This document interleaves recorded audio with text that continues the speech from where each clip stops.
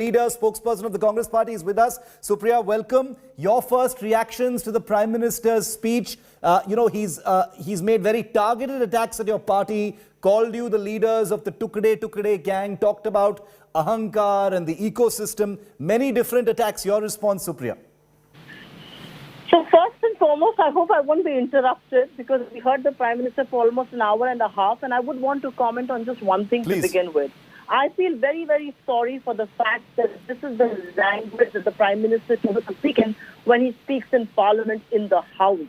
He's addressing elected members of Parliament. He's not doing a petty petulant election rally, but I don't think Mr. Modi knows the difference. The first comment gang that you pointed out, because the Foreign Minister, Home Minister Amit Shah has in writing given to the House that there is no such gang. The existence of such a gang is known. Prime Minister talking about what sort of language is he speaking in? Point number one. Point number two, I am very glad that he has done such great research on Nehru because he quoted him 6 times.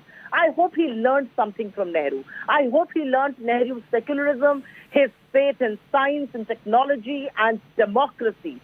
And I'm sure the Prime Minister will keep his eyes and ears open when he reads Nehru. The third thing, he said Pradgati.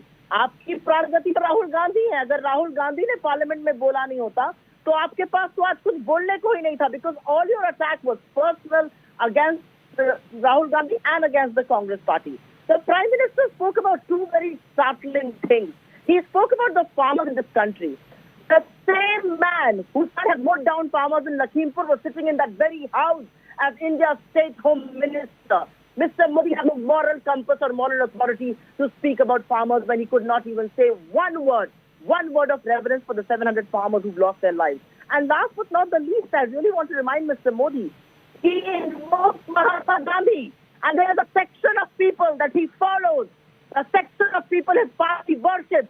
They keep saying good Zindabad. Mr. Modi does not break his silence. He does not say a word when Gandhi is attacked verbally and otherwise. And today he wants to talk about Mahatma Gandhi. He wants to talk about the migrant laborers, the same migrant laborers who you gave 4 hours notice and let them languish and die. The same migrant laborers who had to walk in the heat to back to their homes. The same migrant labor for whom you lied in the Supreme Court saying there is not a single person on the street. And the last thing that I want to say is double variant ka current to actually Modi ji ko laga hai. In income inequality, 20% of India, 15 crore households have seen their incomes erode by half. Not a word on that. Not a word on the growing income inequality, the growing disparity between the rich and the poor. That is where Mr. Modi lacks moral courage to talk about the poor. He can keep breaking up the past. He can keep quoting things. He can keep doing the drama. He can keep speaking the language.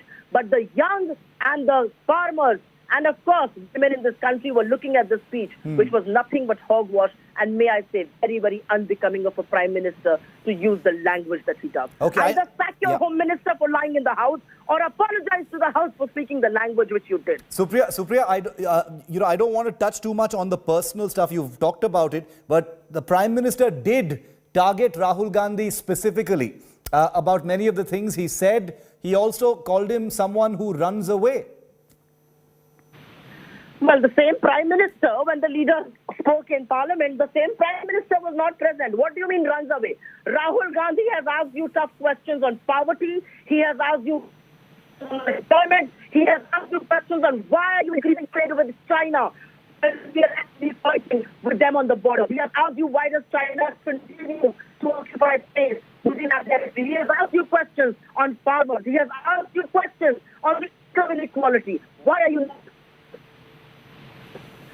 run away? Rahul Gandhi is the one who put you in the dock and has asked you direct questions for which you have no answers, and you have to resort to cheap theatrics.